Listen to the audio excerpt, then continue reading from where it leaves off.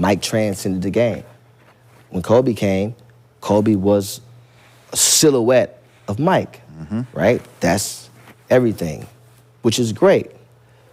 But LeBron is the first player to have to deal with a 24/7, 365 news cycle of sports and opinions from those that's not even capable or carry the expertise to give a valid opinion, right? In addition to, no, I'm not gonna really do it how y'all want me to do it. I'm probably gonna do it how I decide to do it. We all know that don't go over well, right?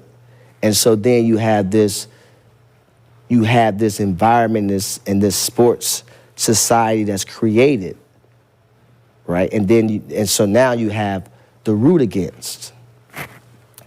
That's a whole nother thing that Mike never had to deal with because his hardest critic was probably Peter Vesey. Yep.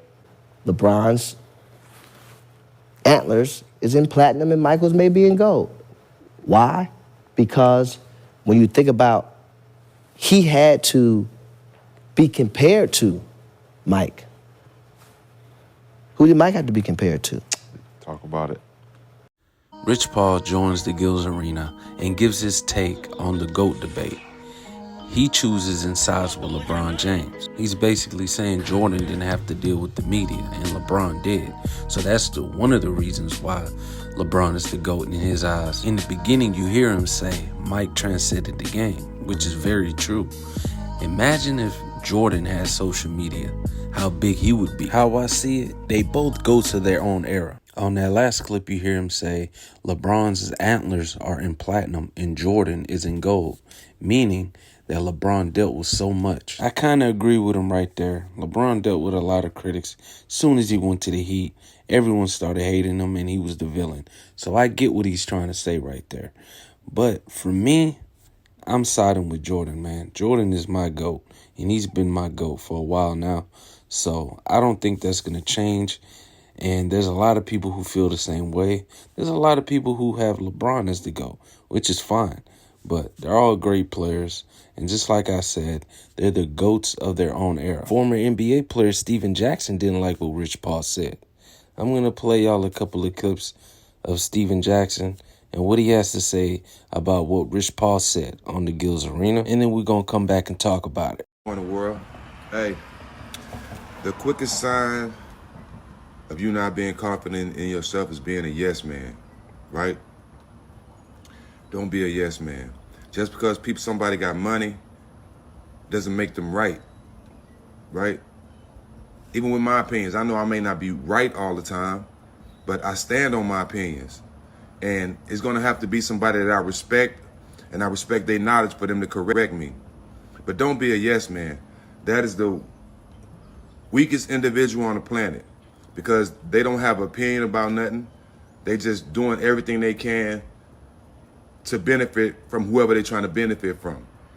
They're not gonna say what's best for that person. They're not gonna say what these people need to hear. They're just gonna be a yes man so they can benefit from this person. That's not real love and that's not genuine support. So stay away from yes men and don't be around yes men, bro. I've honestly never seen people who got so much going on for them, who got the world at their fingertips, play victim so goddamn much, man. That shit drives me crazy. The niggas who got the most going on complain the most. But that goes to show y'all ain't come from no type of struggle. The ones that really struggle ain't complaining about getting out their life and seeing a better life. Ain't nobody complaining. How can you be at the top and still complaining about what people that don't matter say? That's crazy. Like you can't be bigger than life and still be so insecure, bro. That shit kills me. Like, be confident in yourself. Why do you care what people think or people say when you at the top of the world? I mean, nowhere close to that. But I can care less of what nobody say. I'm straight.